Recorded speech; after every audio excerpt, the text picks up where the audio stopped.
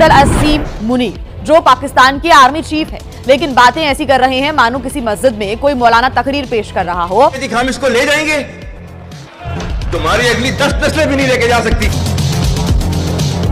पाकिस्तान के army chief general असीम मुनीर की बातों को सुनकर आपको एक कट्टरपंथी मौलाना का एहसास होगा। आर्मी चीफ है क्या किसी मस्जिद का मुल्ला, ये अभी साफ नहीं है, क्योंकि पाकिस्तान के आर्मी चीफ जनरल आसिम अब मौलाना की तरह बातें करने लगे हैं। खुली आंखों से सपना देख रहे हैं। मुनीर का कहना यह है कि वो गाजा को दिल की धड़कन और कश्मीर को गले की नस समझ रहे हैं। और जनरल असीम मुनीर तो पाकिस्तान के आर्मी चीफ, लेकिन बातें ऐसी कर रहे हैं मानो किसी मस्जिद में कोई मौलाना तकरीर पेश कर रहा हो। आसिम मुनीर इस जलसे में मौलाना बन गए।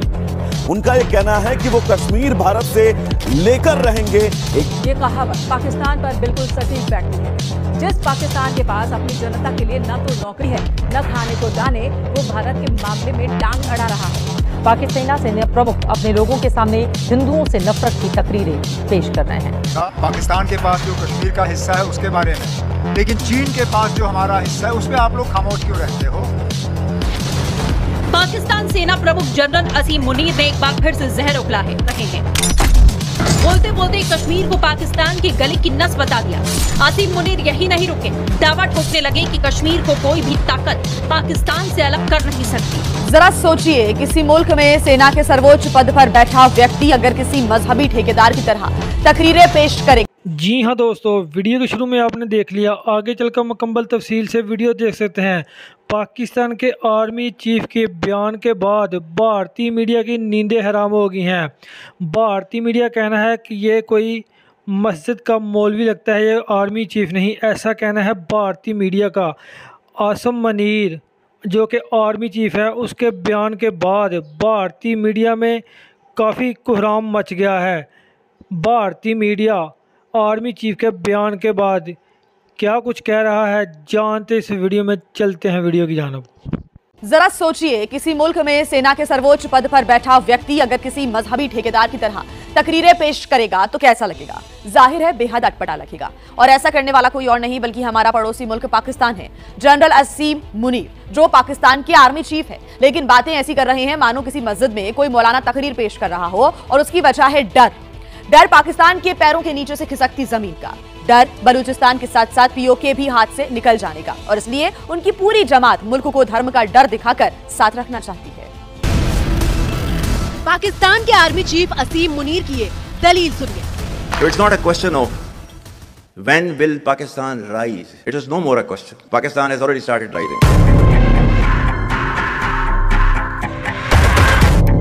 और अब पाकिस्तान का ये काला सच देखिए, जहां रोटी के निवाले के लिए भी लोग तरस जाते हैं। वक्त और हालात ऐसे हो गए कि काम दो टके का नहीं है, मजदूर बंदा क्या करे? तभी तो धक्के खा रहे हैं, इस मुफ्त आटे के नहीं है हम लोग। वाह रे आर्मी चीफ, आपके मुल्क का सच तो पूरी दुनिया जानती है, लेकिन अपनी ही महफिल में अपनी ही वाहवाही लूटने का बड़ा सस्ता तरीका ढूंढा है आपने। We are two nations. We are not one nation. So because of that, our forefathers, they struggled, mounted that incessant struggle to create this country. And we have sacrificed a lot for the creation of this country. And we know how to defend it.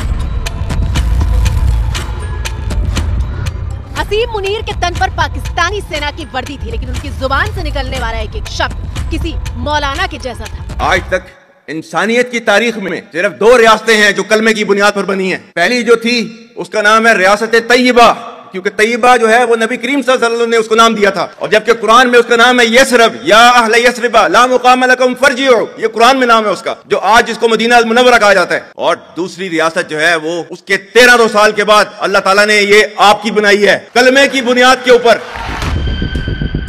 Pakistan के army chief मंच पर पहुंचकर मौलाना मुनीर आखिर क्यों बन गए, वो समझिए।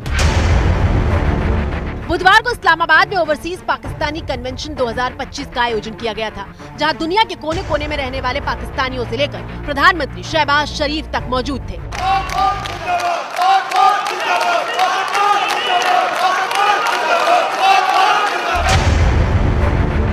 पाकिस्तानी प्रवासियों को संबोधित करने के लिए असीम मुनीर पहुंचे। मुनीर का मकसद पाकिस्तान की तारीफ में कसीदे पढ़ना था, लेकिन बातों ही बातों में उनके मन में बैठा बलूचिस्तान से लेकर भारतीय सेना का खौफ जुबान पर आ गया। You think terrorists, they can take away the destiny of the country from us? If this great Pakistani nation And the Pakistani armed forces, if 1.3 million Indian army with all their wherewithal, if they cannot intimidate us and they cannot coerce us, these terrorists can subdue the armed forces of Pakistan.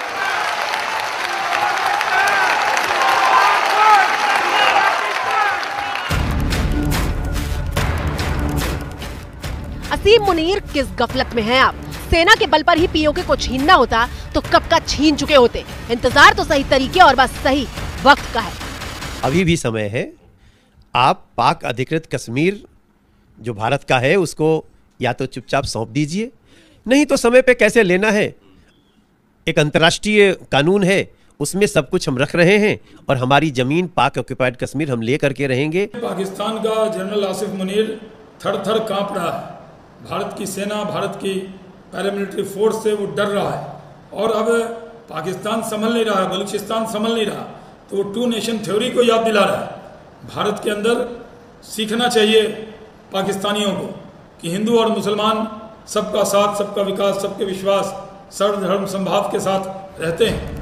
Pakistan उस दिन से खौफ में है जिस दिन देश के गृह मंत्री अमित शाह ने पीओके को लेकर संसद में ये बयान दिया था। इसलिए एग्रेसिव हूँ कि जम्मू एंड कश्मीर के पीओके को आप भारत का हिस्सा नहीं मानते हो क्या? एग्रेसिव ना हो, जान दे देंगे इसके लिए। क्या बात कर रहे हो आप? एग्रेसिव होने की क्या बात कर रहे हो? जान दे देंगे इसके लिए।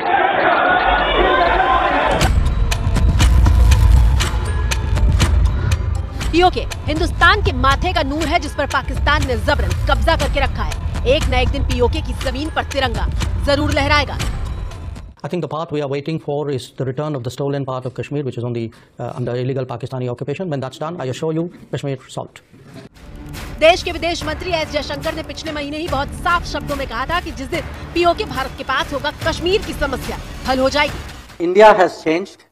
I wish I could say Pakistan has changed. They unfortunately are in many ways continuing the bad habits. They are continuing a very negative way of approaching India. लेकिन असीम मुनीर को जब हाथ से पीओके निकलता हुआ दिख रहा है तो वो कश्मीर का राग अलापने लगे। Our stance, government stance on Kashmir is absolutely clear. It was our jugular vein. It is our jugular vein. We will not forget it, and we will not leave our Kashmiri brethren in their heroic struggle. सुन लीजिए मुनीर साहब, आप जिस कश्मीर को गले की नस बता रहे हैं वो हिंदुस्तान का था और हमेशा रहेगा। How can anything foreign be there in a jugular vein? It is this is a union territory of India. Its only relationship with Pakistan is the vacation of illegally occupied territories by that country.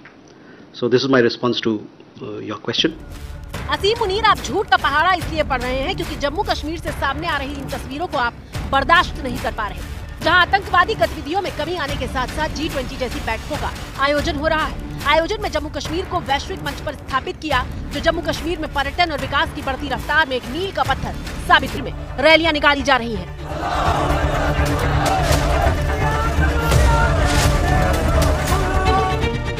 PoK में बार बार पाकिस्तान के खिलाफ हो रहे प्रदर्शन को देखकर army chief असीम मुनीर बौखलाए हुए हैं और इसीलिए सेना की यूनिफॉर्म पहनने के बावजूद जनरल मुनीर एक मौलाना की तरह तकरीर पढ़ रहे हैं, क्योंकि पाकिस्तानी सेना के टैंकों में न तो उन्हें चलाने के लिए तेल है और न ही मुनीर को अपनी फौज पर भरोसा। डर मुझे लगता है वाजिब है, क्योंकि जनता जो है काम के बिना अब नहीं मानेगी। अब कब तक इस्लामोफोबिया करेंगे? कब तक आप धर्म के नाम पे जनता को बेवकूफ बनाएंगे? पेट भरने के लिए रोटी चाहिए, कपड़ा चाहिए, मकान चाहिए, क्या आपको देने की हिम्मत है आप में? पूरे पाकिस्तान में आप तो सिर्फ पीओ की बात कर रहे हैं, बलूचिस्तान देखिए, सिंध देखिए, हर जगह पे पाकिस्तान आर्मी के ऊपर जिस प्रकार से जनता का आक्रोश है कि कहीं ना कहीं आवाज कुचलने की जो उनकी प्रक्रिया रही है, तो मुझे लगता है कि पाकिस्तान की जनता भी समझ चुकी है कि अब उनकी बेहतरी उनके साथ में नहीं है। तो मुझे लगता है कि तो शुरुआत है। एक आर्मी चीफ को इस माफी की बात करना जो है शोभा नहीं देता। उनके देश का मोरल और मोटिवेशन बिल्कुल गिरा हुआ है।